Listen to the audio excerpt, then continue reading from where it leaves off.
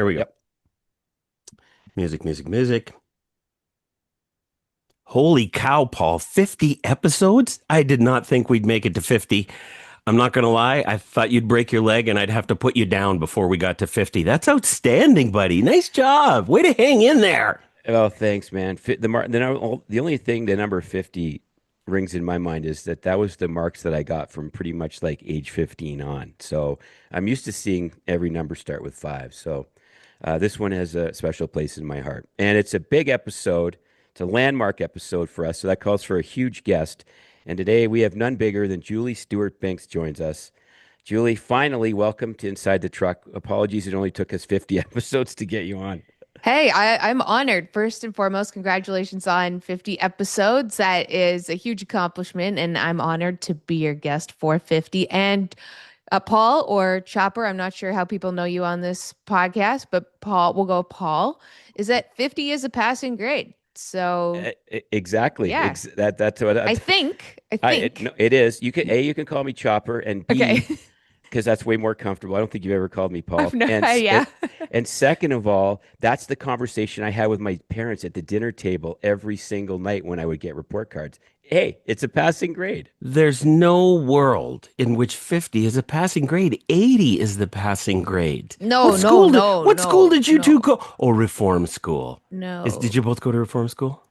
80 No, is an A or A right. You minus. got that right, Exactly. baby. Exactly. Yeah, we just Yeah. we don't we're just looking to we're get by. We don't need to do anything flashy And and, here. and Like, I also think 50 is probably like a proud mark for people that work in sports television. So it's kind of why we work in sports television. No, 50 is the 80 of sports television. That's it There you exactly. go. There you go. I'm getting a I t-shirt made like that. I knew we'd get there. We got there.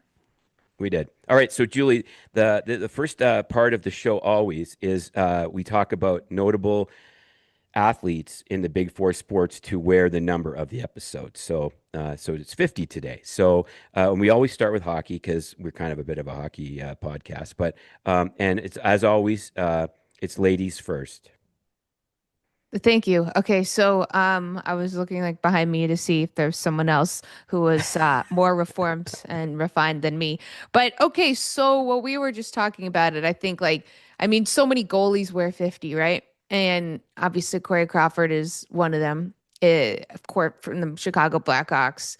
Back in the day, just that feels like the biggest one that comes to mind. Then I was like doing a little bit more research as someone who did have a grade that was above 50 and seeing that Jordan Bennington also won it when he won, excuse me, wore it when he won the Stanley Cup. Marty Turco wore it, Rolly wore it, Dwayne Roloson, Jonas Gustafsson, like all these different guys. And then a different, not a goalie, but Antoine Vermette wore it. And I covered him with the Anaheim Ducks. So I was like, oh, haven't heard his name in a hot minute. So yeah, I would say goalies. That's a nice round number for a goalie. Well, that's pretty impressive. All I had was Corey Crawford, and it stopped there. And I guess that probably explains why I only got 50 in school. Yeah, it might. I only had Jordan Bennington because I actually watched him win an OHL championship with the Owen Sound Attack. I don't know if he wore 50 doing that, but I think that was pretty unexpected, that St. Louis Blues Cup in 2019. So all my chips are on Jordan Bennington. Yeah, and I was also so I chat GPT'd this obviously. I didn't know how deep we were going in this when Chopper told me. I was like, "Oh gosh, I better get my research ready for this podcast." Is that a lot of goalies wore 50 in junior, but then didn't in the NHL, which I found also like a weird sort of trend. Even like Marc-Andre Fleury wore 50 in like they said pre-NHL days. Although I will give ChatGPT a couple of notes. It told me last night that the biggest loser for the Leafs this year was going to be Sheldon Keefe. And I said, well, I mean, you're going to have to give me some more context on that because he doesn't coach the team. But how do you know what's going to happen between now and the end of the year?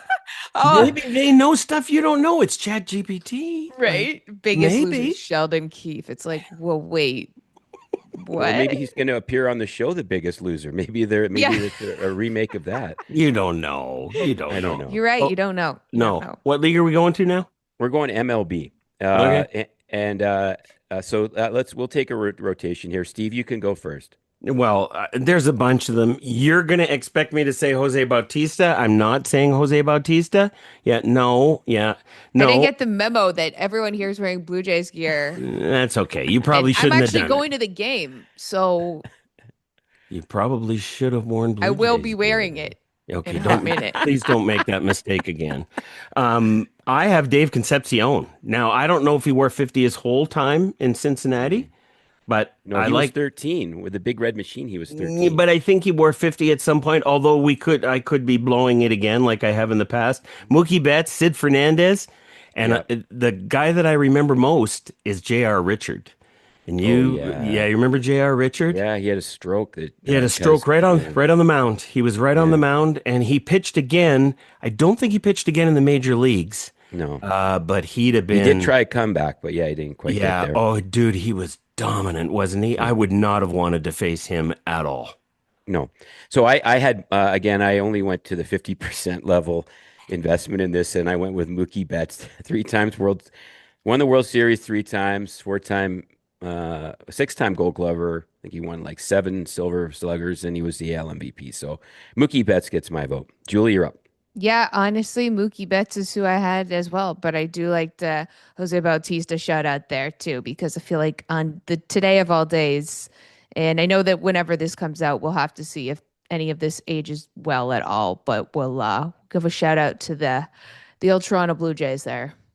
Doesn't who cares if it ages? Just shout out the Blue Jays. Never Yeah, bad. shout out to the Blue Jays. Never bad. Okay, Paul. So does that mean you're gonna start what With NFL. the National Football League? You're up. That's right. There's only one, and I think Yeah. you'll agree with me, Steve, because you're a fan of the Chicago Bears. Hmm. Yeah. Samurai Mike Singletary, 10-time Pro Bowler, two-time NFL Defensive Player of the Year, Walter Payton Man of the Year, and inducted in the Football Hall of Fame in 1998. That's again my 50% effort stopped at Mike Singletary. Um, and you know what I was going to ask you, Julie? Do you have somebody other than Mike Singletary? Nope. Good. But I did have a story about that because I found it interesting. Is that okay? So Matt Singletary, who is Mike Singletary's son, when I covered the Regina, the Saskatchewan Roughriders, I was like the Regina Roughriders. Okay, Yeah. no, that's different. It's a different show.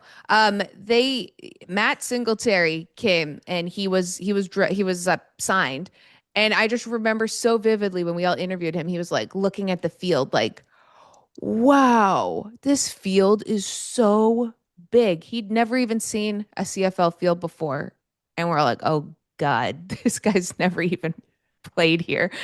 He doesn't know it. This is the three down football right now we got going on. So Well, what, Paul? About 3 years from now, he won't do that, right? But Yeah, a that's right. discussion for a different episode. We'll Yeah. save that for another pod. Yeah. So what position did he play? Just out of curiosity, do you remember? I'm actually just looking that up right now Uh, because I think that I mean, If he if played linebacker, that would have been awesome. But my comment there would have been like the CFL field is so wide, he would have already thought he ran sideline to sideline, and he would have like a I whole know, other half field to go to get there. looks like he was a defensive end and he played at Okay, Baylor. gotcha. Yeah. You know, Okay. I got a question about Mike Singletary though. Great player, right? Yeah. Could not coach. 49ers hated him out the door. Why can't great players translate that spirit and enthusiasm and drive and guts and hatred? Why can't they translate that into coaching? Because he's a perfect example of a guy who could not do that. Yeah, it seems to be like that, right? Like 99 was a horrendous coach, Hmm. right? Yeah. It's like I guess they're like it's at a savant level Yeah, where they're maybe. like, this is Maybe. just how it's done. How do you not get that? Yeah, in their own way, right? Like they have Yeah. their own skills. They're in their own world. They're seeing things that they can't even explain. It's like they're looking, it's Inception. They have their own universe. Everyone else is just sort of there. So it would be Right. hard for them to tell, like, wait, like I see dead people, but you don't, Right. you know? Exactly. Right. Yeah. It's They like have this, Field of Dreams when he no, walks through, right? Yeah.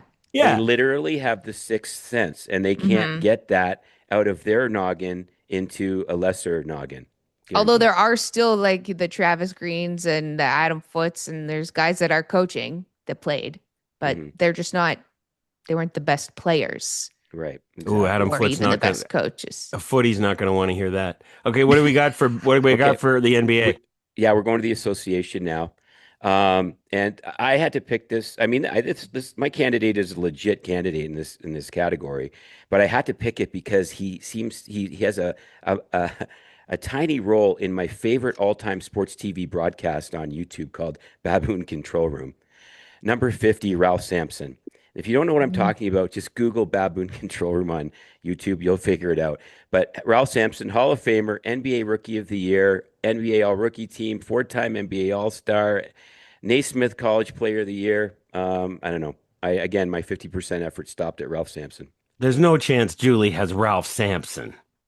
No, I don't. I don't have Ralph Sampson, Of but course I not. like that Chopper was able to get to that from a unique angle. Right. And mine it comes from a bit of a unique angle too. And the former colleague I had at Fox Sports, Corey Maggette, who wore 50, and I guess for the most part of his career would have been with the Clippers, but he was more of a, I'd say he was pretty big at Duke. So he did a lot of college football, but I just I he was a great colleague to work with, and he wore 50 for all of his seasons in the NBA.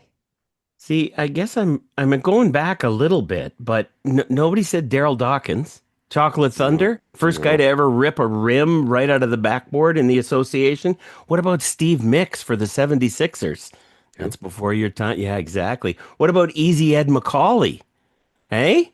These guys played basketball? Yeah, The these St. sound Louis. like it sounds like the 1900s. Like No, Right, the ball exactly. was round, the floor was wooden. So The St. Louis Easy Ed Hawks. McCauley. Yeah, yeah, that's these right. The guys actually St. these Yes, are the guys Easy Ed. that I'm pretty sure these guys signed the Declaration of Independence. Oh my God. How about the general, the Admiral, David Okay, Robinson? What about David yeah, Oh yeah, okay, Robinson? fine. I Yeah. have heard of Uh, him. I Yes, definitely yes. have heard of him. Yeah. one more curveball, though. He wore it Okay. for one game. This is freaky. January 20th, 1986.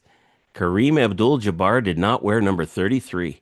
He wore number 50. You could look it up. Why? Okay. The other 33 was in the wash, I think. Yeah. Yeah. Some crusty old trainer goes, "No, it's broken. I don't want to fix it. You It's can't have it." probably exactly what That's happened. Right? right. Yeah. That's There's right. a rip in it. I'll fix it later. Here, just take 50. Okay. That wraps up our notable 50 segment. Let's get into more important stuff like Julie Stewart-Binks. So, Uh, so Jules, for those of our listeners and now viewers, if this works out on YouTube, that may or may not know you, born in Toronto, graduated from Havergal College, went to Queens, and then you went overseas for a little bit of more education. When did the light switch flick off in your head that I want to work in sports broadcasting? well, I'm glad you stopped there because you're gonna have to go on and on and on and on and on and the journey that has been. But it was sports broadcasting. It happened when I was at Queen's University. My mom had been a my mom was not a sports broadcaster. Oh my gosh, my mom was a broadcaster. She told me, oh God, I forget who. Oh God, I'll have to remember it. But she had to report sports once, and she said some footballer's name wrong, and she never ever lived it down because she was news. She was covering Parliament Hill, so I mean, like the politicians, I don't know half their names, especially on in like Ontario. Okay, so I'll get back to me. My mom told me, why don't you just go volunteer at CFRC radio station? Because I was looking for like some more extracurricular activities at Queen's. I lived in a house full of five girls. You know, it was a lot to be in that house. So I was like, okay, I'll go. I checked out CFRC and they said, no, we don't have any spaces for volunteers. So I was like kind of in the media space thinking about it. I was like, okay, I'll go over to the TV station. And then they're like, oh, welcome me with open arms. They're like, come on in. We need someone to do an interview with our about the coffee house tomorrow, and you should do it. And I was like, okay, all right. And I was already doing a phys ed degree. I'd wanted to be a sports psychologist, but I hadn't really mapped out like how to do that really. I was just like, I'll do that. I think I'd like to do that. I always found sports psychology fascinating in terms of how to almost like the dark arts, like how to manipulate people's minds, or like I ran a lot of track, so we psyching other people out, how to do that properly, because I would pick up things from other people and use them. Like, how are they making me feel? That then I would use them to try to make other people feel psyched out. Very interesting stuff, though. So I guess those my powers were Slytherin and not Gryffindor at that point. So probably for the best, I decided I did that interview at the coffee house, and I just remember it felt like sports, like the preparation. I mean, I'm doing again, we're talking about a coffee house here, but like just preparation, execution, the whole adrenaline of it. I was like, oh my gosh, I want to do this, but I want to do this with sports. And that was sort of like the moment I really knew I wanted to do this. I was still looking at like sports psychology, also sports marketing as well. I guess I was dabbling a little bit all over the place. And I just remember actually speaking of the Blue Jays, I had an interview for an internship with the Jays for sports marketing. And in my sports marketing interview, they were like, you're talking a lot about broadcasting. Can we introduce you to people at Fan 590? I think you might be more suited to be over there. And I was like, okay, sure. So then I actually got an internship working over there for the summer, which was different and good to kind of get that like experience. But I found it interesting that that's where it all kind of like decided it shifted me in that way. So, So I do have a quick follow-up question. I want to make sure you got this right. You're in sports broadcasting and you had no brothers in your house? oh, I had a younger brother, Okay, because but that would have like, made you a unicorn, is what that would have made you. well, my younger brother didn't like nobody really. I mean, he played hockey. He actually played hockey with Dougie Hamilton. So real missed opportunity that he whiffed on that one there. Right. Um, yeah, he was a big, good defenseman too. And I played hockey as well. So my mom would drive us like both to the rink in our full gear, of course, right? Of And course. but yeah, he's younger than me, 5 years younger than me. So we kind of were on a bit of like different tracks. And I grew up playing sports. Like I was a competitive figure skater growing up. Then I also ran track and field, and then I also played hockey. So kind of was just I was gonna do sports, and because people are like, oh, did you just kind of like do sports because of something? I'm like, no. I was like, listen, you have to love sports if you want to do this job, or you will hate it.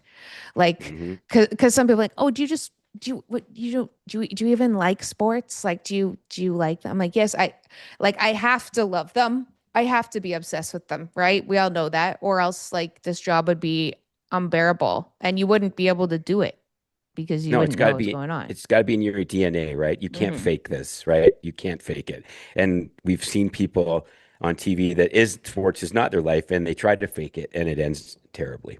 Yeah, and they don't want that either. No, Like, they don't want it. Who wants anything to end terribly, right? yeah, like entertainment's not really in my blood. I'll tell you that.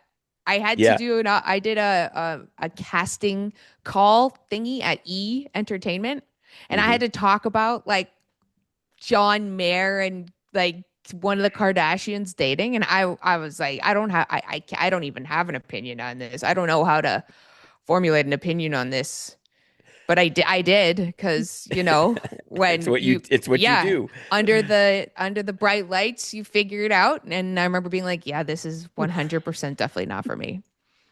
Um, okay, so we're gonna fast forward a little bit here. So you did get a chance to work in sports in Toronto, right? You got to cover your beloved Maple Leafs, and then Western Canada called, and you moved out to Regina to do sports at CTV Regina, and then that First, I kind of. did go to Winnipeg though. I did a Oh, little so you stint. okay?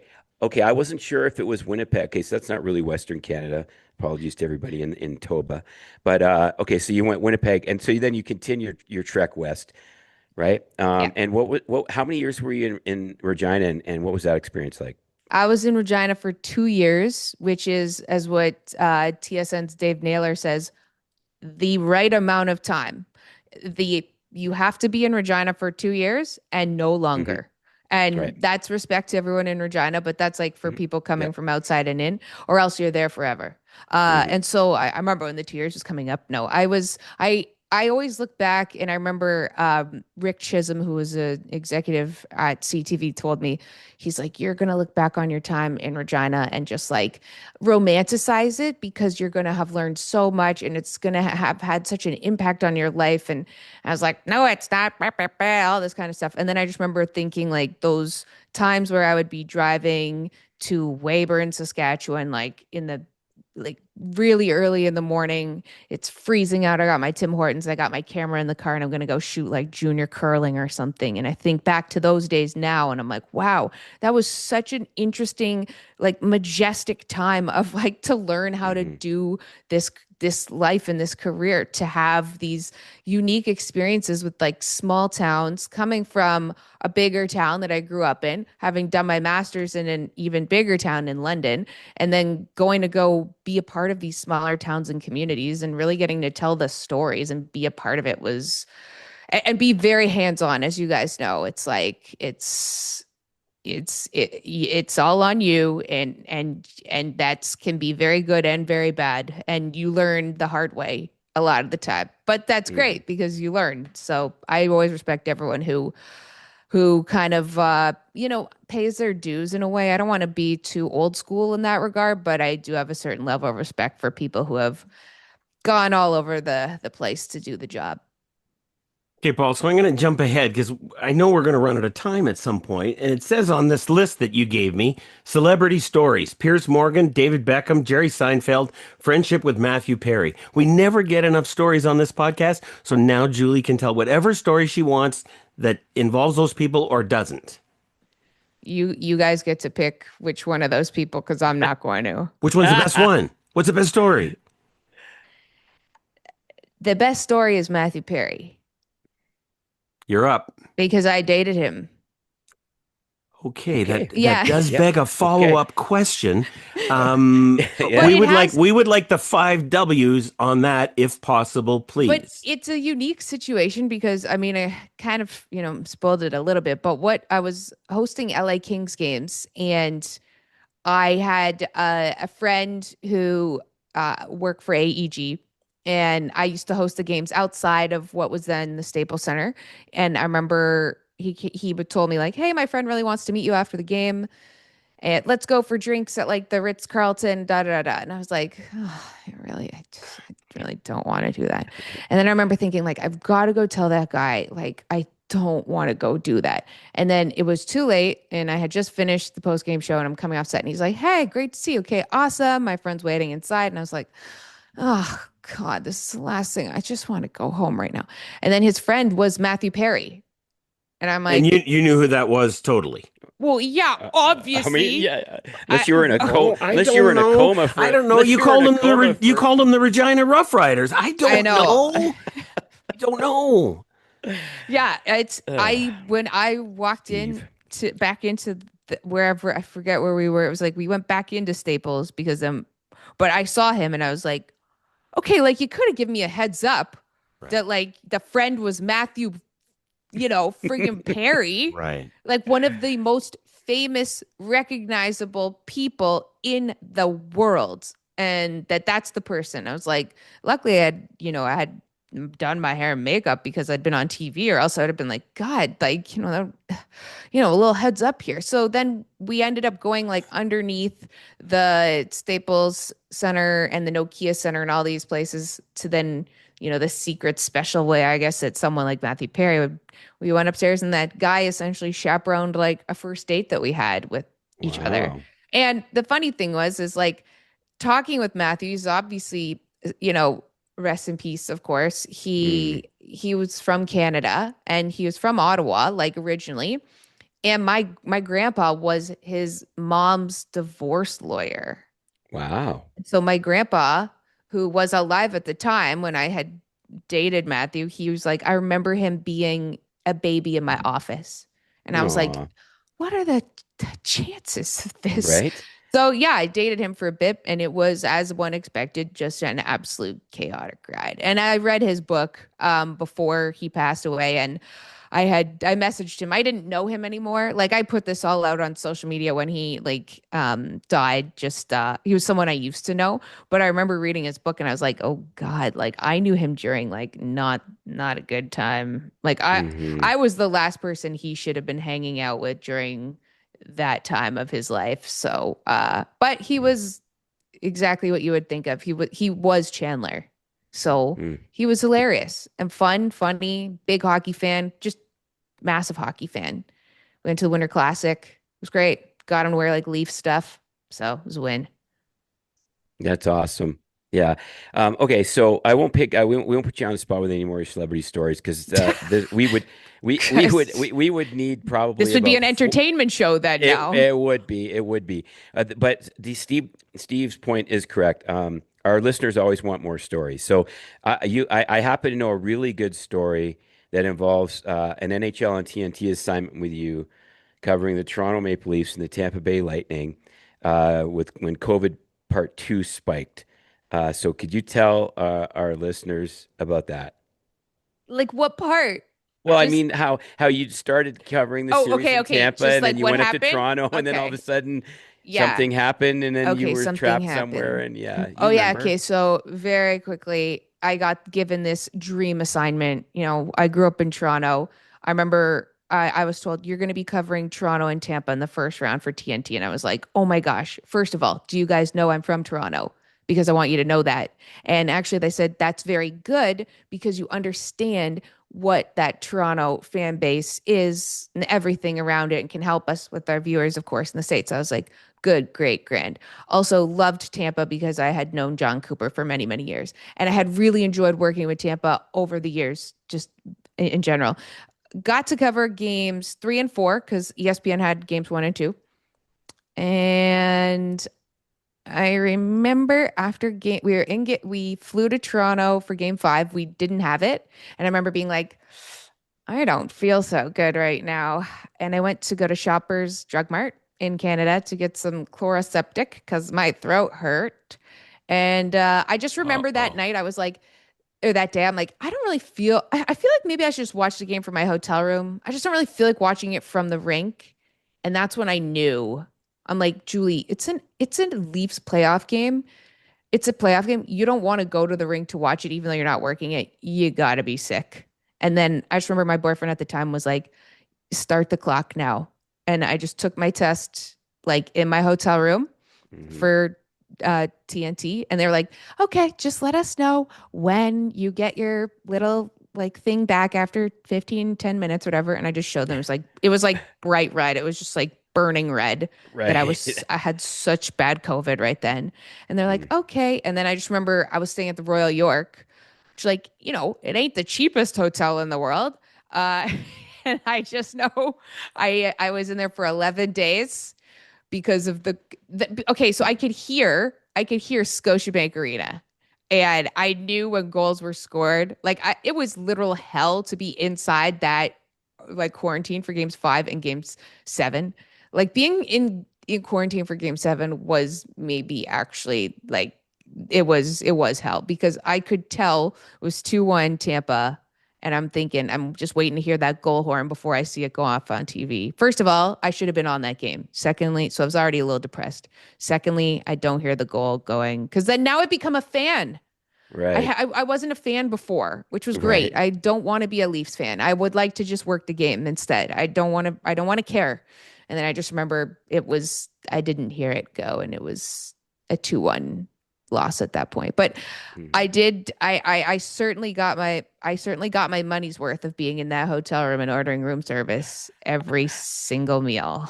So how much longer after the series was over that did you have to stay? Like, weren't you like in Royal York prison for like 2 weeks or Oh something like yeah. that? It was prison because I somehow had these weird bars like on my Bars, right? window. Yeah, Yeah, I yeah. had about like 3 or 4 more days after the Leafs had lost, where then like the Sportsnet like I don't know what blown up Stanley Cup thing they had outside was just like taken down. It was like the Leafs were out, Right. so then like all the stuff came down, and now I was still there. Like the Yeah. party's over, but I'm Yeah. still here right now. And I just remember like they were really worried because of all the rules and regulations. Like, no, you have to stay in there longer, even though you Hmm. tested negative now, like Right. 500 times. I was like, no, but I can get back on that plane and go. And they're like, no, you can't. No. So that was like, that haunts me still, obviously. Yeah. But because I was wearing my mask a lot Hmm. everywhere, Mark Jacobson Yep. From the from the NHL. Yep. NHL Yep. told Jake. they said to everyone Julie was so diligent.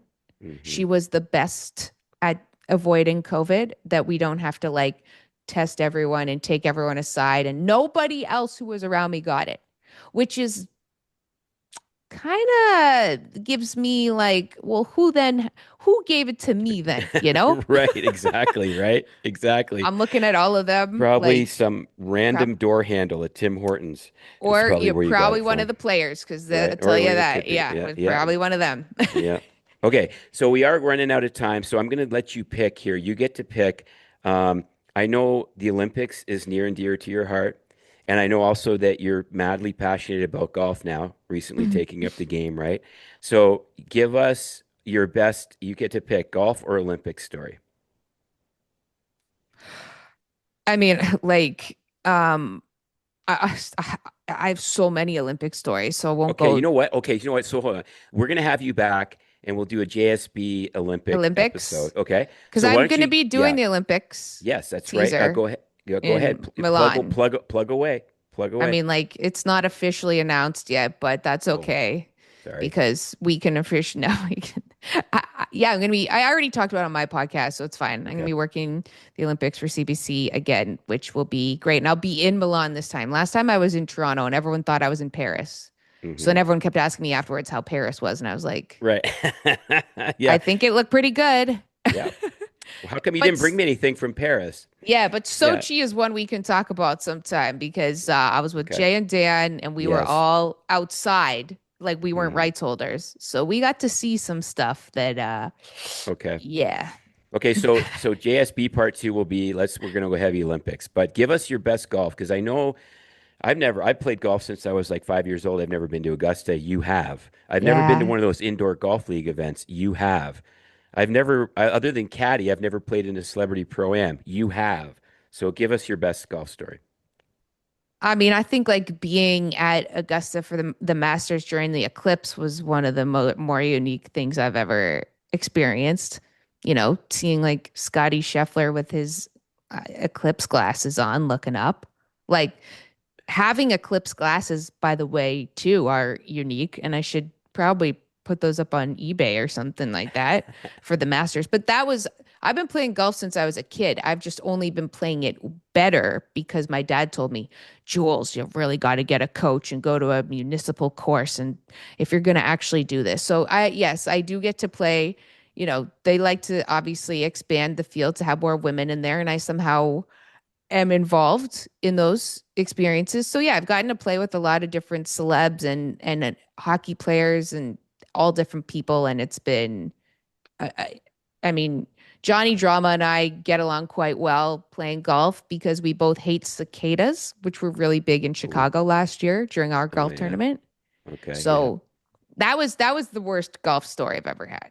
Having cicadas chasing you for friggin' 18 holes. You're trying to tee off and there's like Yeah. 10 cicadas on you. And those things are just gross too, right? They're like Flying giant. They're like cockroaches. cockroaches on steroids, Yeah, Steve, right? have you seen Yeah. them?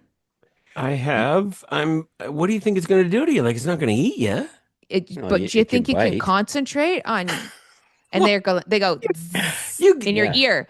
Pretend I'm your dad, Jules. You got to move to the next level. You got to forget the cicada. No, I ran from them and apparently when they chase you because they feel I found this out afterwards, they feel the wind and they're trying to mate, right? Because they only come out every 18 years or something like that. Hmm. So don't run is what I found out. And so that's why I ran the whole time. I was doing wind sprints for 18 holes and it was What a way to play golf. yeah, Yeah. it was a pure torture. Yeah. Yeah, you can cross cardio off your list for that day. You And I don't was need drinking cardio. too, so it Oh, was even better. Ooh. yeah. Yeah. Um, Yeah, no, yeah, there's 40 minutes is definitely not enough. We're definitely gonna have to get you I back. told you I was long-winded. I know, right? Is there any way we can just start up part two, like right now? I will. Soccer is also a huge part of your life for sure, right? And your hmm beloved Arsenal Gunners in the Premier League, Oh yeah, we're gonna win um, it this year, baby. right? Aston Right? Villa. Aston Villa's. I think they've won four straight, so that things are looking up. But I do have one question for you, which I've never asked you. You have watched footy with Piers Morgan in hmm England, which I'm extremely jealous of. That would be like a bucket list thing for me. What does Piers drink when he's watching football? Oh, I mean, like, I don't think he drinks He doesn't drink? Okay. when I he's had him. watching football. Oh, okay. Like Sorry. when he's Okay. watching Arsenal, I don't think he's Yeah. No, he's drinking. into Oh, it. He's into it. yeah. He's got I've it. never This has. watched, well, I've only watched Arsenal with him when we worked an Arsenal match for Fox together. So Okay. obviously he wasn't drinking there. But he does Yeah. love champagne and loves really good red wines too. So, I mean, Man like, after my own heart. yeah. We all hmm do. All right, Jules. Well, Steve's telling me, Steve's the AD on this show, and he's telling me we have exactly 1 minute left. So, is there anything you'd like to say in the remaining 45 seconds before we put a bullet in this? Well, I mean, thank you guys for having me on here, listening to me talk about stupid things and whatnot. And I think it's exciting. We got a big season NHL coming up ahead, and I think Mitch Marner's going to win the cup in Vegas. Whoa, what a This way to shit. just, Whoa, I wasn't ready for that ending. Paul, you got to extra it. I'm out. I'm on the floor. For he's our going to bring it special, back to Toronto. yeah, yeah, yeah, exactly. Jules, thank you so much. 40 minutes was not nearly enough. We're going to have you back for sure. Thank you for taking time out of your extremely busy schedule to spend a little bit of it with us. Always a pleasure. Congrats on 50. Thanks, Julie.